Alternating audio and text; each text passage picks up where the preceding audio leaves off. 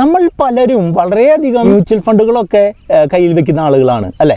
അപ്പോൾ അങ്ങനെ നിങ്ങളുടെ കയ്യിൽ മ്യൂച്വൽ ഫണ്ടുകളുണ്ട്, പക്ഷെ നിങ്ങൾക്ക് അത്യാവശ്യമായിട്ടൊരു പൈസയുടെ ആവശ്യം വന്നു കഴിഞ്ഞാൽ മ്യൂച്വൽ ഫണ്ടുകൾ വിൽക്കാതെ തന്നെ നിങ്ങൾക്ക് ആ പൈസ ഉണ്ടാക്കാനായിട്ട് സാധിക്കും. ആ ഒരു സൂപ്പർ മാർഗ്ഗത്തിനെ പറ്റിയിട്ടാണ് ഇന്നത്തെ വീഡിയോയിൽ പറയുന്നത്. ഞാൻ സുബീഷാണ്. RupeeMonk എന്ന് പറഞ്ഞ യൂട്യൂബ് ചാനലിലൂടെയും ആസ്ക് RupeeMonk എന്ന് പറഞ്ഞ വാട്സപ്പ് സർവീസിലൂടെയും പേഴ്സണൽ ഫിനാൻസുമായി ബന്ധപ്പെട്ട കാര്യങ്ങൾ പറഞ്ഞു തരുന്നത് ഞാനാണ്.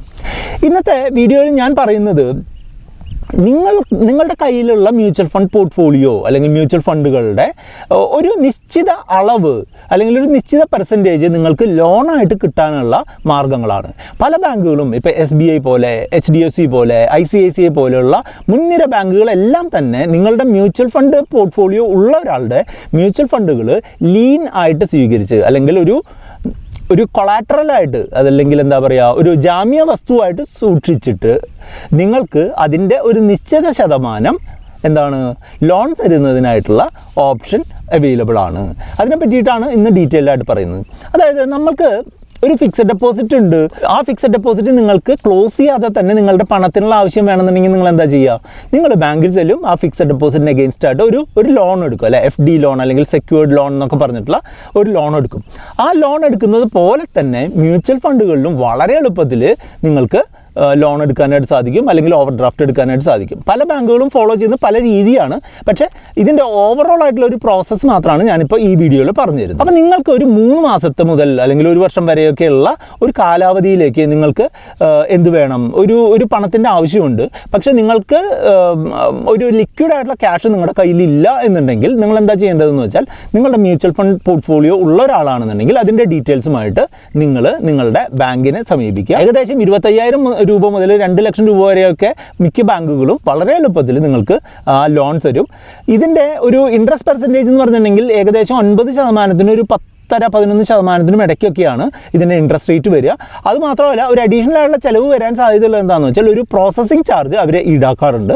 ഒരു 0.5% പ്രോസസ്സിംഗ് ചാർജ് ഈടാക്കാറുണ്ട്. പക്ഷേ ഇപ്പോഴത്തെ ഒരു അവസ്ഥയിൽ നിങ്ങൾക്കത് നെഗോഷിയേറ്റ് ചെയ്തിട്ട് 0 ആക്കി മാറ്റാനൊക്കെ കഴിവുണ്ടെന്നുണ്ടെങ്കിൽ അത് നിങ്ങൾക്ക് ട്രൈ ചെയ്യാവുന്നതാണ്. പ്രോസസ്സിംഗ് ചാർജ് മാൻഡേറ്ററി ആയിട്ടുള്ള കാര്യമൊന്നുമല്ല, പക്ഷേ നിങ്ങൾക്കത് 0 പ്രോസസ്സിംഗ് ചാർജിൽ ചെയ്തു തരാൻ പറ്റുമെന്നുള്ളത് തീർച്ചയായിട്ടും നിങ്ങൾക്ക് ചെക്ക് ചെയ്യാം. പിന്നെ നിങ്ങൾ ശ്രദ്ധിക്കേണ്ട കാര്യം എന്താണെന്ന് വെച്ചാൽ, എല്ലാ മ്യൂച്വൽ ഫണ്ടുകളും എല്ലാ ബാങ്കുകളും ഒരു കൊളാറ്ററലായിട്ട് അക്സെപ്റ്റ് ചെയ്യണമെന്നില്ല. കാരണം എന്താണെന്ന് വെച്ചാൽ, ഇപ്പോൾ പല മ്യൂച്വൽ ഫണ്ടുകളും പല രീതിയിലുള്ള മ്യൂച്വൽ ഫണ്ടുകളാണ്, അല്ലേ? അപ്പം മ്യൂച്വൽ ഫണ്ടുകളുടെ രീതി അനുസരിച്ച് അതിൽ നിന്ന് കിട്ടുന്ന പണത്തിന് വ്യത്യാസം ഉണ്ടാവും.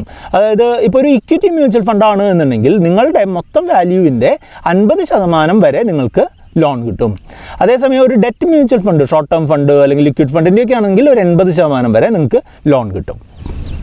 ഒരു ചാർജും കൂടെ ഇതിൽ ഉണ്ടാവാറുണ്ട് കേട്ടോ. ഇപ്പോൾ നമ്മൾ ഒരു വർഷത്തേക്ക് ഒരു ലോൺ എടുത്തു, ഈ മ്യൂച്വൽ ഫണ്ടിന് അഗെയിൻസ്റ്റ് ആയിട്ടുള്ള ഒരു ലോൺ എടുത്തു. അതിന് ശേഷം അത് റിന്യൂ ചെയ്യുന്നതിനായിട്ട് ഒരു 1000 മുതൽ 2000 രൂപ വരെയുള്ള ഒരു പൈസ ചില ബാങ്കുകൾ ഈടാക്കുന്നതായിട്ട് കാണുന്നുണ്ട്. അതും നിങ്ങൾക്ക് ബാർഗെയിൻ ചെയ്ത് റിഡ്യൂസ് ചെയ്യാൻ ശ്രമിക്കാവുന്നതാണ്. ഇത് ഒരു ഓവർ ഡ്രാഫ്റ്റ് രീതിയിലുള്ള ഒരു ലോൺ ആയതുകൊണ്ട് തന്നെ നിങ്ങൾക്ക് കൃത്യമായിട്ട് മുതലും പലിശ അടച്ചു പോകണമെന്നൊന്നുമില്ല. നിങ്ങൾക്ക് പലിശ മാത്രം അടച്ചാലും അത് പ്രശ്നമില്ലാത്ത രീതിയിൽ അത് സെറ്റിൽ ചെയ്ത് പോകാനായിട്ട് സാധിക്കും.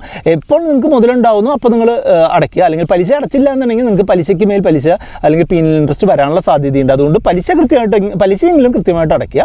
നിങ്ങൾക്ക് ഇങ്ങനെ ഒരു ലോൺ വേണമെന്നുണ്ടെങ്കിൽ നിങ്ങളുടെ കയ്യിലുണ്ടാവുന്ന ഡോക്യുമെൻറ്റ്സ് എന്തൊക്കെയാണ് വേണ്ടതെന്നുള്ളത് ഞാൻ പറഞ്ഞുതരാം. നിങ്ങളുടെ ID പ്രൂഫ് വേണം, അതുപോലെ അഡ്രസ് പ്രൂഫ് വേണം, പാൻ കാർഡ് വേണം, അതുപോലെ നിങ്ങളുടെ സാലറി അല്ലെങ്കിൽ നിങ്ങളുടെ ബിസിനസ്സിൽ നിന്നുള്ള ഇൻകം തെളിയിക്കുന്ന ബാങ്ക് സ്റ്റേറ്റ്മെൻറ്റുകളോ സാലറി സ്ലിപ്പുകളോ ഒക്കെ വേണം.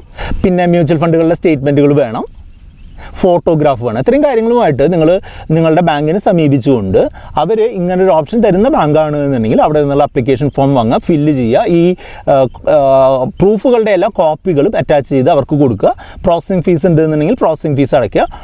ഉടനെ തന്നെ നിങ്ങളുടെ ബാങ്ക് അക്കൗണ്ടിലേക്ക് ആ എമൗണ്ട് ക്രെഡിറ്റ് ആവും. നമ്മൾ ഈ പറഞ്ഞിട്ടുള്ള പോലെ ഇപ്പോൾ ഒരു 10 ലക്ഷം രൂപ ഒരു ഇക്വിറ്റി മ്യൂച്വൽ ഫണ്ടിലുള്ള ഒരാളാണ് എന്നുണ്ടെങ്കിൽ ഈ കമ്പനി അല്ലെങ്കിൽ ഈ ബാങ്ക് 5 ലക്ഷം രൂപ വരെ ലോൺ സാങ്ഷൻ ചെയ്യുമെങ്കിൽ നിങ്ങൾക്ക് 5 ലക്ഷം രൂപ ലോണായിട്ട് കിട്ടാനുള്ള സാധ്യതയുണ്ട്. ഓരോ ബാങ്കുകൾക്ക് അനുസരിച്ച്, സ്കീമുകൾക്ക് അനുസരിച്ച് എമൗണ്ട് വ്യത്യാസപ്പെടും എന്നുള്ളത് നിങ്ങൾ പ്രത്യേകം ശ്രദ്ധിക്കണം. ഇത് അത്യാവശ്യം നല്ലൊരു ഓപ്ഷനായിട്ട് എനിക്ക് തോന്നുന്നുണ്ട്. അതായത് ഇപ്പോൾ ഫിക്സഡ് ഡെപ്പോസിറ്റ് ഉള്ള ആളുകൾ ഫിക്സഡ് ഡെപ്പോസിറ്റ് ലോൺ എടുക്കുന്നത് പോലെ മ്യൂച്വൽ ഫണ്ടുള്ള ആളുകൾക്ക് മ്യൂച്വൽ ഫണ്ടുകൾ റീഡീം ചെയ്യാതെ അല്ലെങ്കിൽ വിഡ്രോ ചെയ്യാതെ തന്നെ അവരുടെ പെട്ടെന്നുള്ള പണത്തിൻ്റെ ആവശ്യങ്ങൾ ചെയ്യുന്നതിനായിട്ട് അല്ലെങ്കിൽ പൂർത്തീകരിക്കുന്നതിനായിട്ട് ഈ ഓപ്ഷൻ വളരെ വളരെ നല്ലൊരു ഓപ്ഷനായിട്ട് തോന്നുന്നുണ്ട്. തീർച്ചയായിട്ടും നിങ്ങൾക്ക് കൺസിഡർ ചെയ്യാവുന്ന ഓപ്ഷനാണ്. പക്ഷേ ഈ ചാർജുകളും ഇൻട്രസ്റ്റ് റേറ്റും കൃത്യമായിട്ട് മനസ്സിലാക്കുക. അതിൻ്റെ ഓരോ ബാങ്കിനും ഉള്ള റൂളുകളും കൃത്യമായിട്ട് മനസ്സിലാക്കിയിട്ട് മാത്രം ഇതിൽ ചെയ്യുക. ഒരിക്കലും ഇത് നിങ്ങൾക്ക് ആവശ്യമില്ലാത്ത കാര്യത്തിന് പോയിട്ട് ഇൻട്രസ്റ്റ് എടുക്കേണ്ട കാര്യമില്ല. പക്ഷേ നിങ്ങളിപ്പോൾ ഒരു സ്ഥലത്തിൻ്റെ ആവശ്യമോ അല്ലെങ്കിൽ നിങ്ങൾക്കിപ്പോൾ എന്തെങ്കിലും ഒരു അത്യാവശ്യം വന്നു കഴിഞ്ഞാൽ 10-12% പേഴ്സണൽ ലോണൊക്കെ എടുക്കുന്നതിൽ നല്ലതല്ലേ 9% ഈ over draft against mutual fund അല്ലെങ്കിൽ ലോൺ അഗെയിൻസ്റ്റ് മ്യൂച്വൽ ഫണ്ട് എന്ന് പറയുന്ന സംഭവം എടുക്കുന്നത്.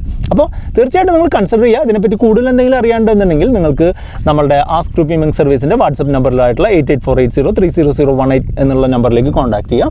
കൂടുതൽ എന്തെങ്കിലും അറിയേണ്ടതുണ്ടെങ്കിൽ നമ്മളെ വാട്സപ്പ് ചെയ്യുക. വീഡിയോസ് ലൈക്ക് ചെയ്യാനും ഷെയർ ചെയ്യാനും മറക്കരുത്.